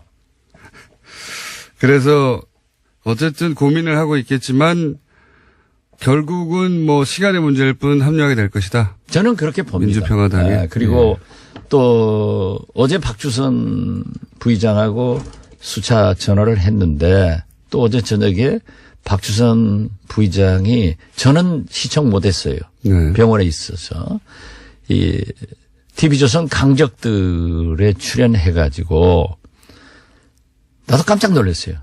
안철수하고 박지원이 물에 빠지면은 예. 누구를 건질 거냐 그렇죠. 이렇게 보셨습니까? 질문을 했대요. 예. 그러니까 둘이 다 안 건지고 안 건지고. 물에 빠져 죽어버리기를 바란다는 식으로 얘기를 했다고 해서 야 그래도 너는 나하고 형님 동생하고 그렇게 하는데 그 사람 같으면 둘이 다 건져야죠.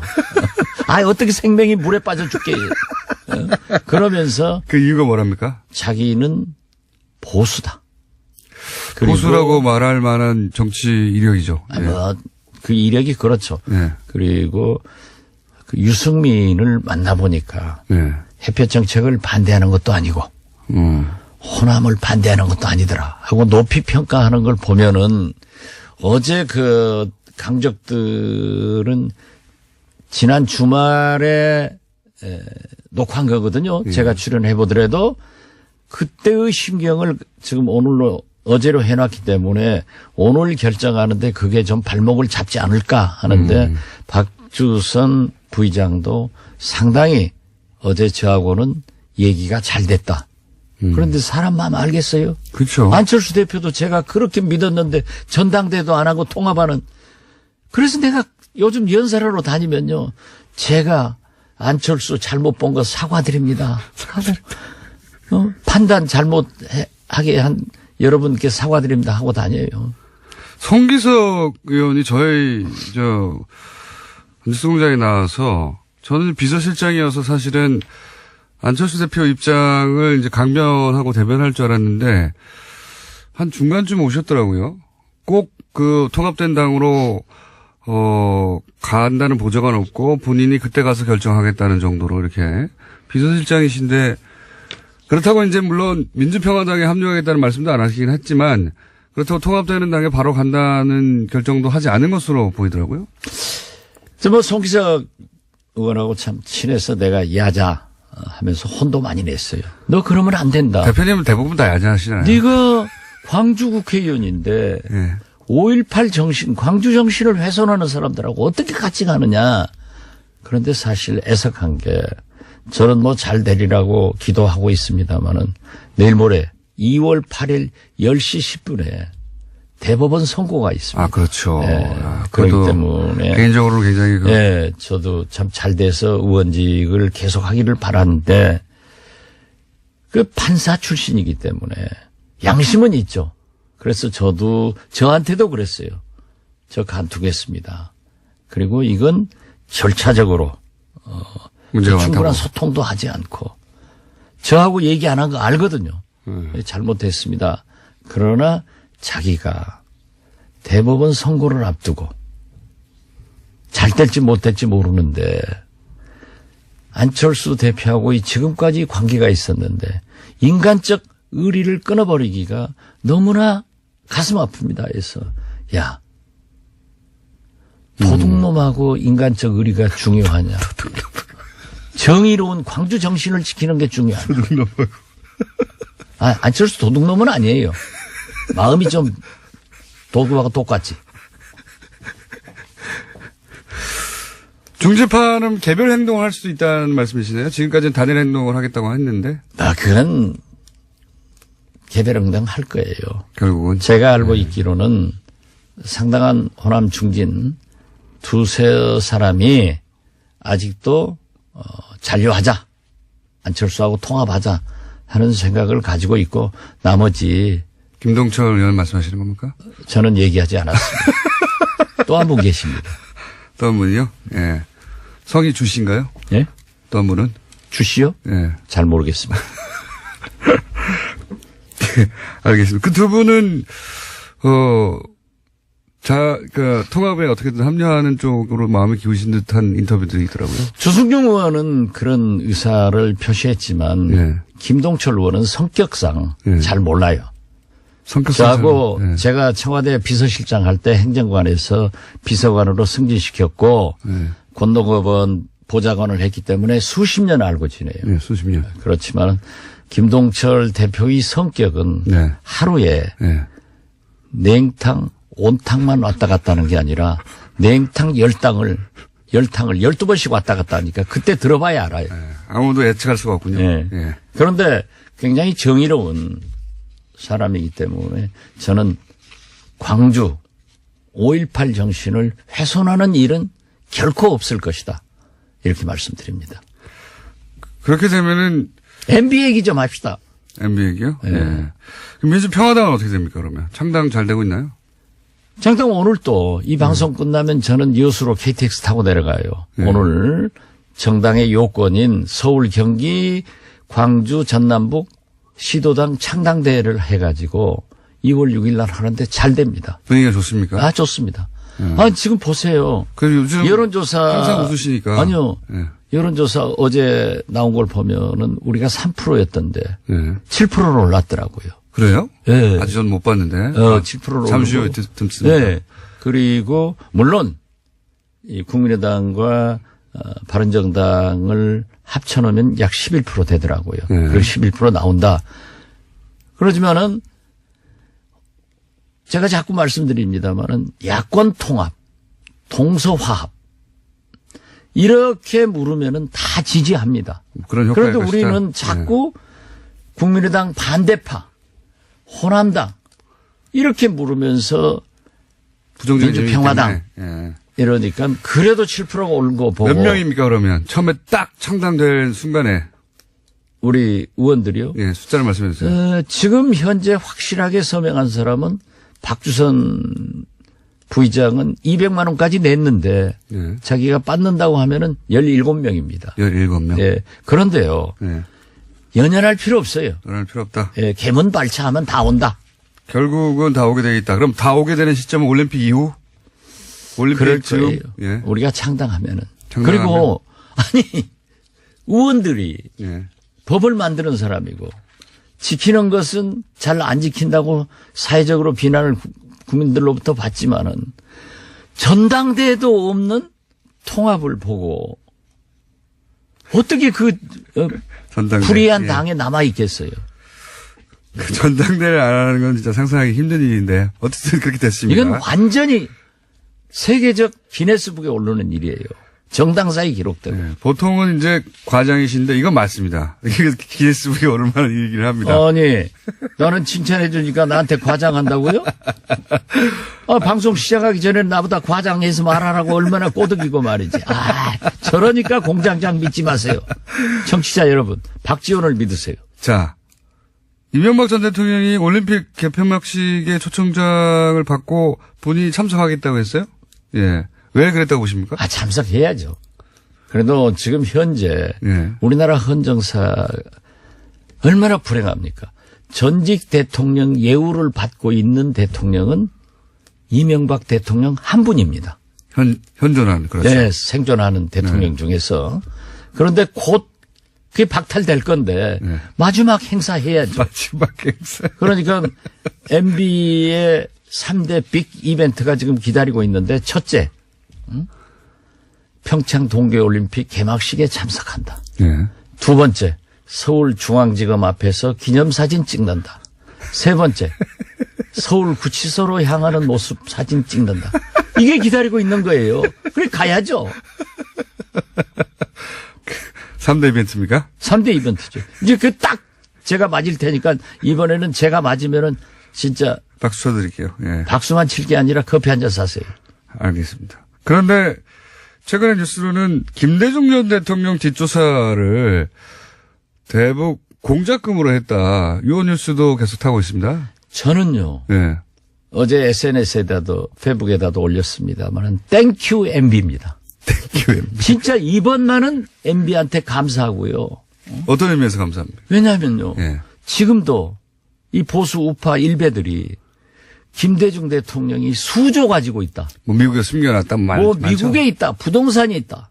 박지원이 어쩐다. 측근들 어쩐다. 심지어 뭐 권노가 어쩐다. 네. 별 얘기를 다 하거든요. 네. 그리고 SNS에서 볼 수가 없어요. 네. 댓글 달고. 그러는데 MB가 국정원 시키고 2년 동안 털었는데도. 국세청장 시키고 예. 미국 IRS 알아요? 제일 강력하죠. 거기는. 모르면서 아는 척하지 마. IRS는 미국 국세청을 말하는 거예요. 그러니까 제일 강력하죠, 제 말은. 강력하죠. 예. 거기 못 빠져나가죠. 한국계 직원한테까지 뇌물을 주어가지고 찾으려고. 2년간 예. 소위 데이비드슨 예. 공작이라는 미명 아래 김대중 은닉 재산과 측근들을 뒤지고 또 연어라는 공작 이름으로 노무현 대통령 재산 찾았는데 예. 아무것도 없다. 안 나왔다. 예, 안 나왔다. 국정과 국세청이 인정해 준 거죠. 인정하고 미국 네. IRS까지 인정해 줬으니까 이제 제발 그 모략 좀 하지 마라. 그런 의미에서 제가 없다고 하면은 안 믿을 건데 네. MB 꼬붕들이 전부 댓글 달거든요. 그 사람들이 해서 했기 때문에 저는 네. 어제 저녁에 국정원 3차장 또 국장 이현동 국세청장은 검찰 조사받았고 네. 구속영장 나왔는데 나는 재판부에서 이분들은 좀 용서해 줬으면 좋겠다. 얼마나 고마운지 모르겠어요. 하긴 그 얘기를 뭐 한 20년 가까이 들으셨죠? 아니요. 아니 최근에도 그랬지 않습니까? 그러니까요. 개소리 듣고 계시죠. 우리 이호 여사님이 네. 신한은행에서 하루에 2조 3일 걸쳐서 6조를 인출했다고 그러는데 그것도 현금으로. 현금으로. 아니 6조를 우리나라 가지고 있으니까. 은행에서 하루에 현금 2조 예. 6조를 인출하면 은행 문 닫아요. 그러니까요. 그래도 그걸 또 믿어요. 그리고 미국에 부동산이 있다. 저도 몇 번 털렸지만은 저 같은 사람이야 뭐 털려도 하지만은 그래. MB는 DJ 노무현이 그렇게 미웠을까요? 본인이 그렇게 이제 차명으로 이렇게 보유한 것들이 많다 보니까 자기가 도둑질가 예. 했으니까 남도 그렇게 하는 걸로 알고. 보세요. 이번에 다스 창고에다가 노무현 대통령 가지고 봉하러 갔다고 난리 났었잖아요. 예, 예. 그런데 자기는 갔다가 지금까지 숨겨놓고 있더라고요. 그러니까요. 그래가지고 염치 좋은 게 그거 돌려주라고. 그게 말이 되는지. 아무튼 이건요. MB는 진짜 잘못 안 한 것을 찾아내는 것이 훨씬 빨라요. 잘못 안 한 것을 찾아내. 그러나 진짜 고맙죠. 그러니까요. 저도 그 대목은 놀라웠습니다. 왜냐면은 티끌만 나왔어도, 그죠? 티끌만 나왔어도 부풀려서 분명히 뭔가 했을 텐데, 진짜 아무것도 안 나왔구나. 그러니까 보세요. 네.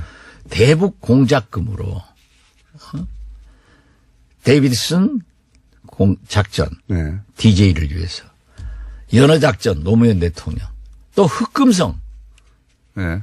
한명숙, 박지원, 박원순, 정연주, 또 누구더라? 분명히 있습니다. 예. 금속장선, 예. 이 사람들, 저도 그렇게 조사를 했는데, 안 나왔으면은, 안 나왔다고, 이제 그 댓글 제발 모략하는 글 넣지 마세요. 감사해요. 그 사실관계와 상관없이 앞으로도 계속 확인할 겁니다. 사람들이 믿어주니까. 믿고 싶은 것, 보고 싶은 것만 보는 사람들이 있으니까 앞으로도 당하시겠지만 그때마다 이제 이 기사를 붙여주시면 되죠, 대신. 그런데 하도 많아서, 네. 그건 아주, 영어로 하면 알아들어요? 이그노 하는 거예요. 이그노가 무슨 말인지 알아요? 무시하는 게 무시. 이그노라는 단어를 아는데 그렇게 발음하는 건 처음 들었습니다. 예, 이그노. 한국말로 해야지. 사람 이름 같습니다. 이그노. 자, 오늘 시간이 다 됐고 혹시 이거 했었어야 되는데 시간 지나가지고 못했네 하시는 말씀 있어요? 예, 평창 예. 동계올림픽은 성공시켜야 됩니다. 다소 문제가 있다 하더라도 잃어버린 남북관계 10년 이것을 복원하기 위해서 문재인 정부에서 대통령이야 모든 사람이 노력하고 다 우리가 성공시켜야 되잖아요. 그런데 이걸 그냥 파투내려고 저렇게 하는 것은 옳지 않다. 그래서 아까 박영선 의원 강조하던데 우리가 조금 양보하더라도 이걸 성공시켜서 자꾸 좋은 방향으로 가자. 이런 일을 하는 것이 민주평화당이다. 그리고 오늘 2시에 서울, 경기, 광주, 전남북 창당대회가 있으니까 많이 참석해달라. 꼭 이 말 하고 싶네요. 광고. 광고 아니죠. 여기까지 하겠습니다. 공지죠. 예, 아직까지는 소속이 국민의당 박전대 대표였습니다. 저는 당원권 징계 먹어서 아무것도 아니에요. 그렇게요? 그리고 제 그러면, 명함도 다 바꿔버렸어요. 그러면 지금 무소속입니까? 아니, 공중에 떠 있는. 아직은 징계당한 그런 거. 국민의당에서 징계당한 박지원 전 대표였습니다. 그래도 훨씬 잘 나갈 박지원입니다. 감사합니다. 예, 감사합니다. 알려주마. 예. 틈새에서 빠르게 주중에 여론을 알려드리는 시간입니다. 다 대부분 뭐 주말 주초에 하는데 저희만 주중에. 그러다 보니까 다른 조사하고 항상 다릅니다. 자, 오늘 시간이 그게 많지 않기 때문에 빠르게 짚고 네. 갈까요? 네. 어떻게 됐습니까, 여론? 예, 대통령 반등했습니다. 지난 3주간에 내렸는데요. 62.6%로 반등을 했고요. 1.8%포인트 상승했습니다. 부정평가라는 1%포인트 하락해서 33.6%를 기록했습니다. 알겠습니다. 뭐, 그 수치는, 네. 일단, 상승, 내림세를 멈추고 반등했다. 이 정도로 이제 받아들이고. 네, 일간으로 조금 소개를 시켜드리면은. 궁금하지 않고요. 네. 맨날 해봐야 예. 의미가 없더라고. 어쨌든 큰 틀에서는 네. 내림세가 멈추고 반등세가 되었다. 이 정도로 제가 알겠고요. 제가 궁금한 거는 네. 제가 이제 오시면 꼭 물어보려고 했던 거는 최근에 이제 20, 30대가 이탈했다. 20, 30대가 등 돌렸다. 네. 총선 때 보자 또는 평창 유감 이런 검색어가 등장하고 하면서 봐라 20대가 완전히 등 돌렸지 않느냐라고 하는 증거 혹은 징후로서 계속 거론되고 보도되거든요. 네네. 그러니까 제가 보기에는 20대 30대가 이탈했다고 하는 프레임은 비트코인 때부터 시작해가지고 단일팀을 거쳐가지고 보수 매체들이 밀고 있는 프레임이에요. 밀고 있는 프레임이고 굉장히 많이 유포시키려고 노력하고 있는 건데 네. 그러면 여론조사 전문 기관에 계시니까 전문가로서 쭉 추이를 보실 거 아닙니까? 네네. 그럼 결론적으로 말해서 20대 지금 평균 지지율 어떻게 됩니까? 최근에. 이번 주는 어떻습니까? 70.7%입니다. 네. 어디 이탈했다는 거야? 그리고 그러면 30대는요? 30대도 지금 30대는 30대도 70.6%이고 40대도 74.3%로 40대 이하 핵심 지지층이라고 일컬어지죠. 모두 70%대를 바로 회복을 했습니다. 네. 그러니까 이제 단일화 이슈, 단일팀 이슈 있을 때 출렁인 건 맞죠? 네, 맞습니다. 그렇죠? 네. 그리고 이제 이게 문재인 대통령 지지자들의 특징이긴 한데 이게 탄력적으로 회복하는데 네네.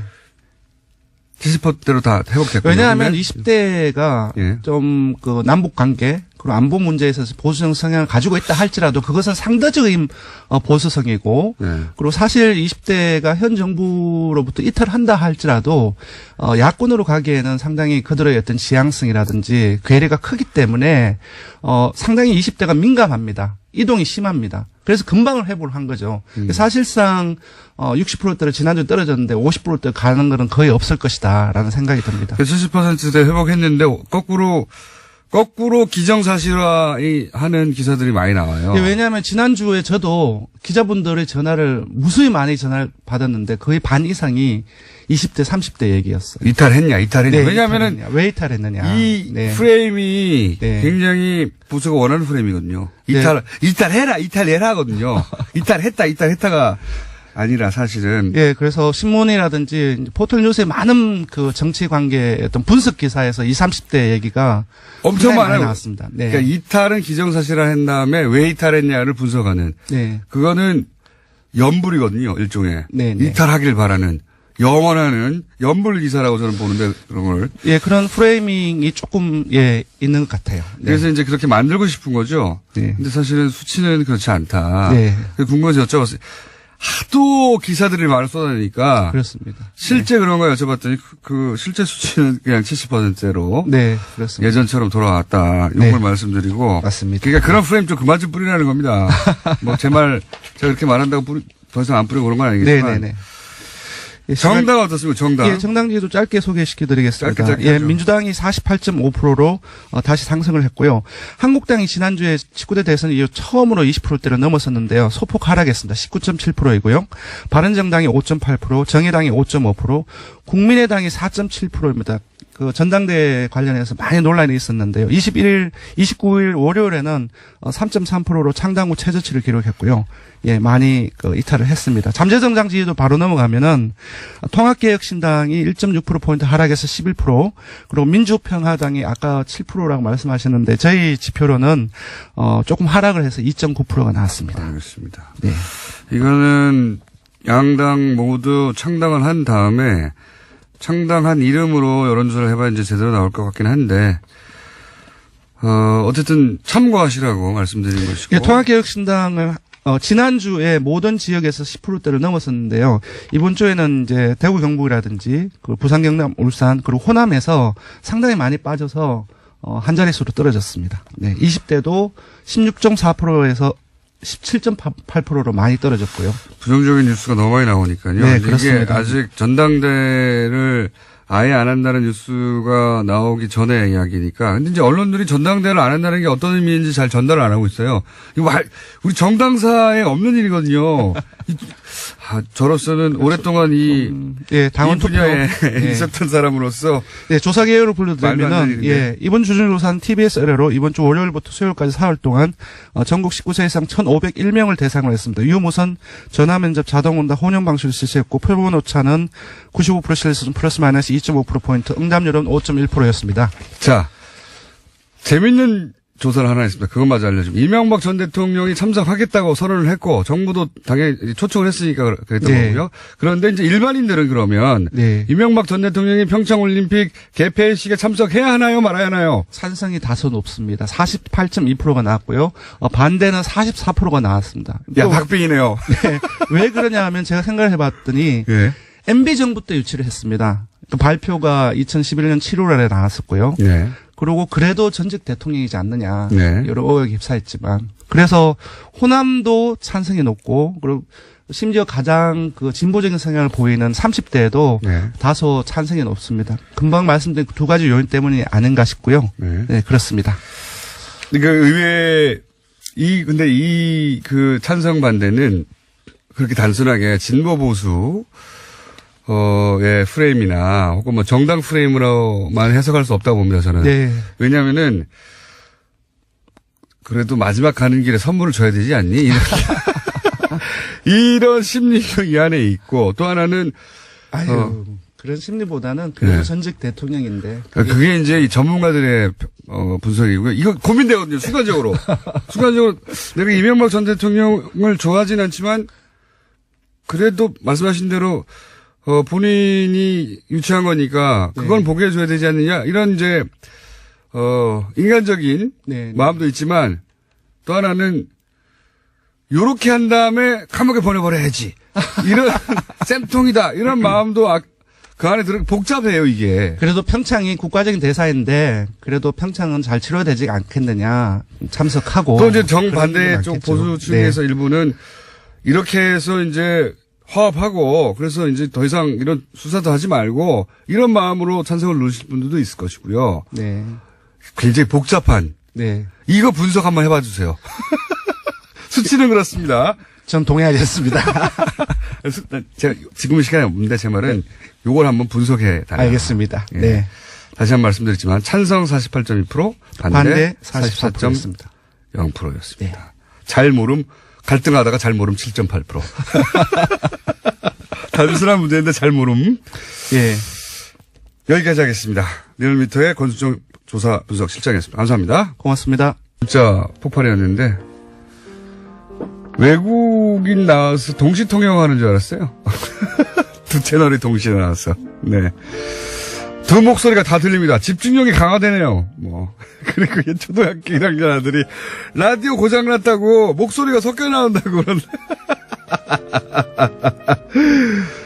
자, 다음 시간부터는 제가 좀 정리를 좀 더 적극적으로 해볼까 합니다. 네. 그리고 대놓고 블랙하우스 홍보하는 거 아니냐? 박학수 감독으로. 네, 맞고요. 맞긴 맞는데 그거하고는 별개로 오늘 저녁 11시에 있습니다. 블랙하우스 3회. 그거하고는 별개로 베트남과의 관계가 다른 국면으로 들어설 수 있는 굉장히 절호의 찬스라고 저는 생각하기 때문에 베트남 사람들의 한국에 계신 베트남 사람들 얘기도 듣고 좀 베트남에 있는 사람들 얘기도 듣고 이런 시간을 저는 뉴스공장을 통해서 가져볼까 합니다. 국제관계에 관심이 개인적으로도 많고 베트남과 관계는 굉장히 특수한 면이 많거든요. 우리가 다른 나라에 가서 전쟁한 것이 베트남 말고 없어요. 생각해 보시면 그때 많은 일이 있었거든요. 그래서 개인적인 관심이 많아서 말씀드린 바가 있고 블랙하우스도 홍보하고 자 YTN 응원한다는 문자도 많이 왔습니다. 예, YTN 다른 메이저 KBS, MBC는 다 이제 해결 국면인데 이제 와서 뭐 정권도 교체됐는데 왜 이렇게 생각하시는 분들이 많은데 그 내부는 아주 절박한가 봅니다. 저희 지속적으로 알려드리겠습니다. 박지원 대표, 예, 공중부양 박지원으로 불러야 된다. 네, 요즘 공중부양된 상태입니다. 박지원 대표가 본인이 계획했던 대로 착착되고 있어가지고. 예. 오늘 여기까지 하겠습니다. 도시건축가 김진애 박사님 나오셨습니다. 안녕하십니까. 네, 안녕하세요. 자, 우리가 이번 겨울 동안에 정책까지 공부하기로 했는데 잠깐만 오늘은 돌발 주제입니다. 네. 요새 영화 1987이 좀 상영 중에 이 얘기를 하는 게 좋을 것 같아서 오늘 좀 긴급하게 들고 나온 피크에서 게 약간 내려오긴 했지만 네, 예. 지금 이제 700만 돌파했고 조금 네. 더 갈 것 같지만 이제 곧 끝일 것 같아서 그 건물 안에 나오는 남영동 대공분실 건축물에 대해서 얘기를 꼭 한번 해야 될 것 같아요. 이게 역사적으로 이제 접근하십니까? 아니면 건축학적으로 접근하십니까? 이게 이제 사실은 이제 어느 쪽에서 보느냐에 사실은 많은 분들이 뭐 민중학자도 그렇고 심리하는 분도 그렇고 철학하는 사람들, 역사학자, 건축학자 굉장히 많은 이 건물에 대한 얘기를 많이 쓰셨어요. 네. 근데 이게 이제 일종의 건축의 흑역사거든요. 이제 그렇겠죠. 이 흑역사 때문에 사실 이거를 알고 계신 분도 있고 모르고 계시는 분들도 있을 텐데 예. 이게 왜 이제 건축의 흑역사라고 그러냐 하면은 이제 남영동 대공분실의 그 비극적이고 정말 암흑적인 그런 역사에 대한 것 자체가 그런 것뿐만이 아니라 그 건물을 설계한 사람이 대한민국의 대표 건축가라고 일컬어지는 김수근이라는 건축가라는 거. 아, 그래요? 그건 몰랐습니다. 뭐 그걸 모르셨어요? 몰랐어요. 그러니까 들고 나왔어야 됩니다. 저는 이제 이거를 알게 된 건 이것이 밝혀진 게 2000년대 초입니다. 노무현 정부 때 아마 그때 밝혀진 거. 궁금한 저도 건 그때 처음 알았어요. 그 충격적인데 그분은 그러면 이 건물의 목적을 알고 설계한 거예요? 그거는 굉장히 중요한데. 명확하지가 않습니다. 예. 그 뭐냐면 이제 김수근 건축가는 1986년에 돌아가셨기 때문에 그리고 이 건물은 1976년에 설계됐고 또 1983년에 다시 증축이 돼서 5층에서 7층으로 증축이 됐는데 이 안에 이게 얼마나 공포를 자극하느냐는 영화에도 잘 표현이 있지만은 일단은 빽빽 돌아가는 계단 뭐 이런 거. 나선 계단. 네. 그다음에 이제 정말 블랙하우스예요. 네. 시커먼 이제 전벽돌로 지어져 있고. 그냥 정보기관에 쓸 건물이다 이렇게 생각하고 만드신 건가요? 아니면 진짜로 이 목적을 알고 만드신 그러니까 건가요? 당시에 건축 허가 도면에는 남영동 오피스라고만 그것도 영어로 써 있다고 그래요. 네. 근데 이제 이걸 아셔야 되는 게 뭐 당연히 그때는 내무부에서 발주한 프로젝트인데 하지만 오피스 건물처럼 안 돼 있잖아요, 내부가. 내부는 실제로 오피스처럼 돼 있습니다. 아니, 제 말은 뭐냐면 나선형 계단이라든가 물론 뭐 나중에 해석을 그렇게 해서 그럴지 아니, 모르겠어요. 그러니까 이제 이렇게 좀 저걸 해볼게요. 제가 처음 이걸 들었을 때는 저도 이건 모르고 했을 거다. 네. 그 다음에 그 다음에 인테리어를 얼마든지 바꿀 수가 있잖아요. 그렇죠. 인테리어를 바꿔서 했을 거다. 마치 이제 그걸 쪼개서 했기 때문에 그랬을 거다. 그러니까 김수건 선생님이 이걸 알고 했을 리가 없다라고 하는 쪽으로 저는 이제 아무래도 그렇죠. 건축인이니까. 그렇게 이해하고 싶은 거죠. 그리고 이제 예. 김수근 선생님은 대한민국 대표 건축가뿐만 아니라 문화예술에 굉장한 족적을 남기시고 또 인본주의적인 건축가로 맞습니다. 알려져 있는데 네. 그럴 리가 있겠는가. 그럴 리가 있겠느냐. 이러고서는 이제 처음에는 그랬습니다. 그래서 저도 증거를 찾으려고 정말 노력을 많이 했어요. 모르고 그럴 했을 리가 거라고 있느냐. 하는. 그러니까 네. 그리고 만약 알고 했더라도 밑에서 했을 거다. 네. 왜냐하면 이제 솔직히 76년도라고 그럴 것 같으면 아직은 민간 시장이라는 게 거의 없을 때예요. 거의 관공서 건물로 먹고 살 때입니다. 건축가들도. 그리고 뭐 김수근 선생님이 사실은 권력가들하고 굉장히 친한 뭐 거의 유착 관계라고 할 정도로 친한 건축가였기 때문에 대표적인 건축가였으니까요. 그랬으니까는 이제 아마 그랬을 거다라고 했는데 이게 이제 정확히 알려진 거는 저도 이거 그러니까 공간에, 그러니까 김수근 선생님이 운영하시던 건물, 설계사무소 이름이 공간인데. 네, 알고 있습니다. 저도. 공간에서 설계했다는 건 확실해졌어요. 예. 더군다나 특히 2012년에 그때 이제 임수경 의원이 모든 대공보안 분실에 대해서 모든 조사를 하고 도면을 받았어요. 국회에서. 네. 그때 국회에서 저도 처음으로 받은 도면을 봤습니다. 네. 이거는 이제 도면을- 도면에 보니까 정확히 표시가 되어 있습니다. 아. 정확히 표시가 돼 있고 도면을 처음에는 보니까 아니 아는구나. 저는 또 이런 거 혹시 호텔은 아니더라도 간첩이라고 생각했기 때문에 그런 사람들을 수용하기 위한 일종의 호텔처럼 운영한 거 아닐까 하고 봤는데 그 안에 시방서를 보니까 네. 처음부터. 그 욕실은 오픈 욕실에다가 네. 오픈 욕실은 안 하거든 욕실을 만들더라도 그리고 그 뭐 바깥에서 감시하는 거라든가 모든 그 흡음재를 쓴 거라든가 조명을 바깥에서만 할 수 처음부터 있다는 그렇게 돼 있어요? 이런 게 다 시방서로에 돼 있는 거예요. 근데 아직도 정확치 않은 거는 그게 83년에 증축할 때 그렇게 만든 건지 아니면 1970년도 애초부터 그렇게 만든 건지는 명확치가 않습니다. 그러니까 건물에 그 주요 골자를 만들 때는 그 목적을 모르고 만들었을 수도 있는 여지가 아직은 남아있네요. 아직은 남아있는 거죠. 근데 네. 이제 이거를요. 이거 저도 가끔 이거는 정말 흑역사라서 저한테도 충격이었고 그래서 그 다음에 이제 여러 가지를 오픈 상상을 욕실이라는 건 해보는데 상상할 수가 없죠. 오픈 욕실은요 정말 네. 상상할 수가 없는 거예요. 그러니까 왜 욕실을 다 제가 열어놓고 도면에다가 합니까? 네. 문 있는 거 아니야? 그리고 문도 챙겨보고 이제 많이 저거 했는데. 시방서 처음부터 그리고 없더라. 이제 좁고 긴 창문 네, 바깥에 예. 내다볼 바깥에 잠깐 내다만 볼 수 있고 이제 몸을 투신할 수 없는 좁고 긴 창문. 근데 이게요. 그런 거를 만약에 처음부터 했다면 알고 한 거잖아요. 알고 한 거. 더군다나 왜 5층에다 했느냐. 지하가 아니라. 뭐 이런 등등의. 근데 이제 이게 사실 이거에 대한 진실은 사실은 모를 수도 있고 사실은 알려질 수도 있어요. 앞으로 저는 이제 사실 솔직히 제 지금 심정이 아니라 그동안의 심정이 사실 공간사가 굉장히 많은 후배 건축인들을 생산을 했고 그리고 그때 일했던 사람들도 다 있습니다. 생존하신 분들이 많습니다. 그분들이 저는 좀 증언을 해주셔야 된다고 생각해요. 진실에 대해서. 그리고 이게 모를 수도 있죠, 그분들도. 아니 모를 수도 있지만 사실 모든 건축 도면에는 누가 책임 취프라는 거 이런 거 다 쓰게 돼요. 누가 도면을 그리고 다 쓰게 돼 있거든요. 알려면 알 수가 있습니다. 그리고 나서서 왜냐하면 이런 거는 이런 흑역사에 대한 거는 명확하게 해야 된다라는 거 하나. 그다음에 또 하나는 이게 이제 그 많은 그 학자들이 분석을 하면서 이게 지킬거 하이드 같은 거다. 이게 이제 왜 더군다나 이제 제가 건축인으로서 굉장히 이 딜레마에 빠지는 건 뭐냐면은 여기 나온 어휘들. 건축 어휘들, 그러니까 전벽돌이라든가, 좁고 긴 창문이라든가, 둥근 입구라든가, 나선형 계단이라든가, 이런 건축 어휘들이 있잖아요. 옵티콘 장상학. 네네. 그게 이제 그런 것들이 사실은 김수근 선생님이 설계하시고 우리나라의 최고 건축물이라고 하는 공간사옥에서도 다 나오는 것들입니다. 그러네요. 다 나옵니다. 네, 그러네요. 공간사옥 가보셨군요. 예, 예. 공간사옥 가보면은 그렇게 돼 있죠. 정말 한국적이고 그 안에 보면은 그 똑같은 나선형 건물도 똑같이 맞아요, 있어요. 맞아요. 예. 그 전벽돌 똑같은 거 써. 그리고 비슷한 시기에 이게 된 겁니다.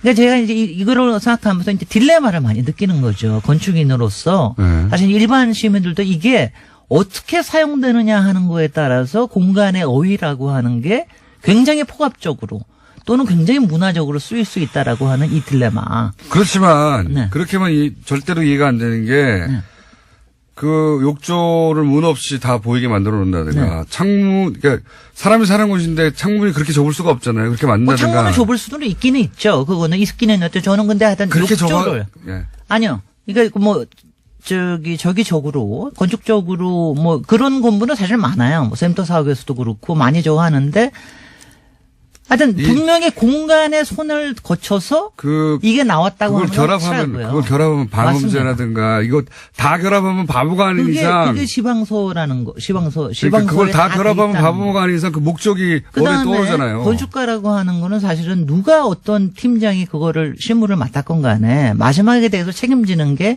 건축가입니다.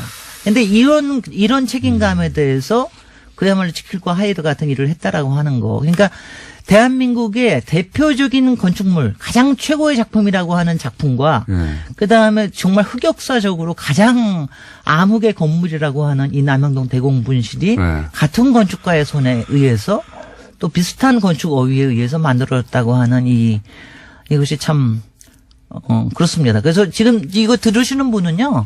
여기에 대한 어떤 심판을 내리기 전에 일단은 굉장히 많이 들어가 보시기 바랍니다. 대공분실에 가보시고요. 그리고 저는 사실 지금 이제 대공분실, 남영동 대공분실 같은 경우에는 박종철뿐만이 아니라 열사뿐만이 아니라 김근태 거기는 515였거든요. 그러니까 이런 역사가 있는 데를 지금 경찰 인권센터로 바꿔서 이용을 하고 있지만 앞으로는 역사적 공간으로 좀 오픈을 해야 된다. 그다음에 또 하나. 그 공간 사옥에는 지금 담쟁이들을 굉장히 많이 있어서 더 이렇게 풍부하게 만들어지는데 저는 이 건물에도 좀 담쟁이를 좀 올려야 되는 게 아닌가 뭐 하여튼 이런 생각도 한편에서 하고 있고 굉장히 여러 가지 점에서 알겠습니다. 시민들이 생각하기에 굉장히 좋은 건축물이자 건축의 흑역사. 생각할 거리를 많이 주는 건축물이네요. 그렇습니다. 예. 여기까지 하겠습니다. 김진애 박사님.